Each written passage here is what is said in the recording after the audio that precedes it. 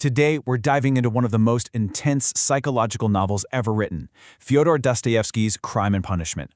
We're going to zero in on the opening chapters, the ones that lay the groundwork for a crime that has haunted readers for generations.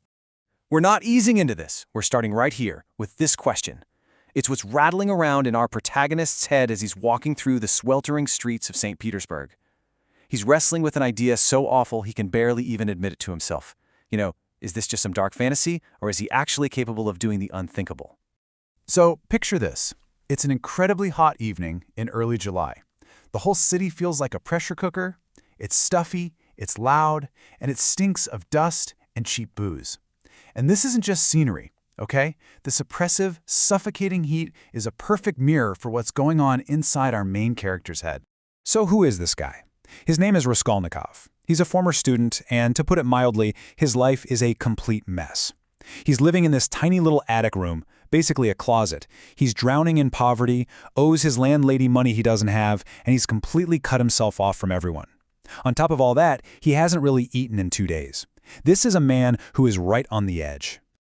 He's not just out for a stroll, though. This walk has a purpose. Dostoevsky calls it a rehearsal for what Raskolnikov calls a hideous dream. And this idea has been festering in his mind for a month. Now it's starting to feel less like a dream and a lot more like a plan. And get this, the level of detail here is chilling. 730 steps from his building to where he's going. He counted them. This tells you everything. He's not thinking about some crime of passion. No, this is something he has meticulously planned and agonized over. This one little detail just screams volumes about his obsessive state of mind. Now, to really understand the kind of suffering we're talking about in this novel, you kind of have to understand the guy who wrote it. Raskolnikov's torment didn't just come out of nowhere. It was forged in the real-life furnace of Fyodor Dostoevsky's own unbelievable life. I mean, Dostoevsky's life was just a series of insane highs and lows. He starts out as this young literary star, but then boom, in 1849 it all comes crashing down. He's arrested for being part of a group that read and discussed banned books. And his punishment? It was one of the cruelest things you can imagine, a mock execution. After that, he was sent to a Siberian prison camp for 4 years. So when he wrote Crime and Punishment years later, trust me, he knew a thing or two about staring into the abyss. He actually described this moment in a letter to his brother. Just try to imagine it. You're standing out in the freezing cold, you're wearing the clothes of a condemned man, and you fully believe you are about to be shot. You're saying goodbye to the men next to you. The psychological damage from something like that, it's just unimaginable. That experience of facing your own death haunted him and his writing for the rest of his life. Okay, so let's get back to our story. Raskolnikov is completely shaken up after his, quote, rehearsal, and he stumbles into this grimy tavern, which is something he never does. He just needs a drink, a way to escape his own head for a minute. And it's in there that he meets a man who is basically the living embodiment of the city's drunken despair. And this is Marmeladov. He used to be a government clerk, but you'd never know it now. He's a total wreck. But when you look in his eyes, you see it's not just booze. There's intelligence in there, a ton of feeling, and yeah, a little bit of madness.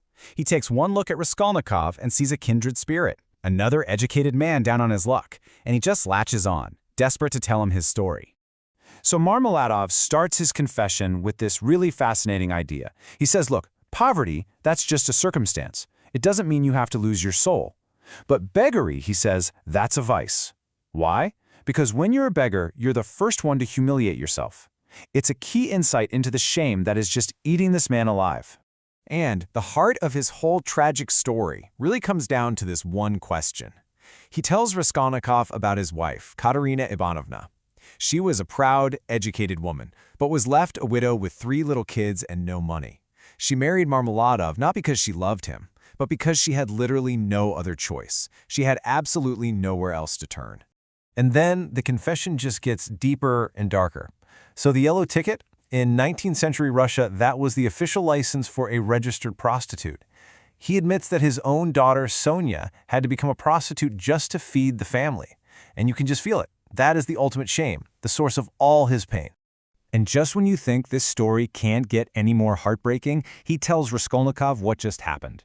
They had this tiny glimmer of hope. He got a new job. For a little while, things were good. His wife was proud of him, they had food.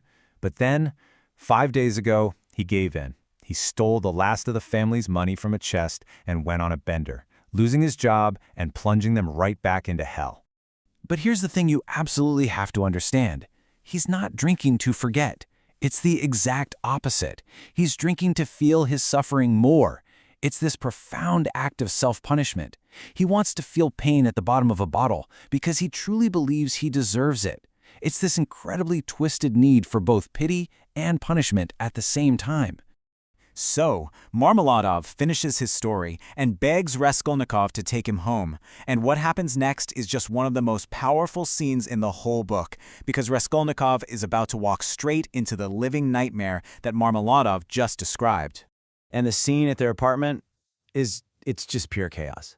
Katerina Ivanovna, who's dying of tuberculosis, is pacing the room like a caged animal, her cheeks flushed with fever. Their 3 little kids, all starving. One's asleep on the floor, another sobbing, and the oldest is just trying to keep it together, watching her mother in absolute terror.